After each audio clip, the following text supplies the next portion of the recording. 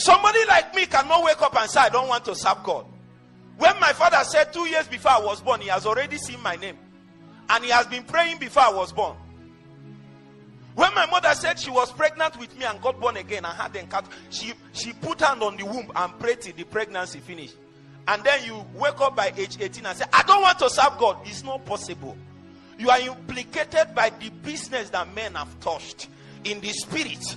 So in our generation, people cannot come and say, well, all these pastors. Why are they saying all these pastors? Is because there is an acute lack of men that can stand. And the memory of God will not be lost. I vow to be that man. That's why I'm seeking God. I'm not seeking him for anointing for anything. Before I even understood what it means to walk the paths of God, I'm already anointed. I didn't even know. I didn't pray for it. When I encountered Jesus, it was power he gave me. I didn't even know. I was wasting it. Until a man called me to order. And I found out that's not what we are looking for. We want to come to a point in God where even if it's one thing, even if it's prayer, let people know that anytime they meet you, their prayer problem is solved forever. That's where we are going. That's what it means for revival to come. When men are carrying God to the streets day to day, they don't need to ask again. They know that men that have calcified dimensions and realities of God walk in our midst. Some of them used to know me before. One came and met me. He called me Chedu, because you see, there is a name you call me, I will know from when you knew me. So when he called me Chedu, I know that it can only be in primary school. That's the only place, that's the only way you can know that. And he said, Chedu. I said, it's my village people that can call me this name. So he went and told the guy. He said, I know this young man now. He's small. Since when did all these things begin to happen? That was the question they asked of the disciples. They took knowledge of them and found that they have been with Jesus. Can you stay with Jesus until you are made? Can you say, you can be here, but you are not with Jesus? So the encounter that Peter, James, and John had on the mountain. They are on the mountain, but the encounter is taking place in the glory. And they were outside that place. So Peter will be looking and be seeing what is happening, looking, and his interpretation of what is there is wrong. Because even though they are on the mountain, transformation is inside the glory. So it is good that you came to the mountain, but there is need for transformation.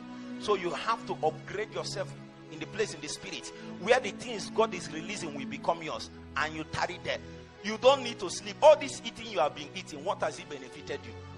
Anytime you carry food again, ask the food, what are you contributing to my life?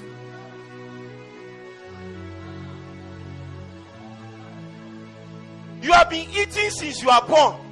Are you not tired? All this sleep you are sleeping, you will sleep this night. What has it contributed? There is no great man, and I don't just mean in the kingdom, that sleeps all night. You don't do that. In life, it's not about being born again. In life, no great man sleeps through the night. You are not serious. You are not with born. You don't know the worth of what is handed over to you. I see many meetings. Many great men of God, apostles, will come and stand here and release things. And people will fall. I will ask, does these people know what is being given to them? I have a body. See, don't look at people and think they are lucky. No, they took advantage of what was handed over to them.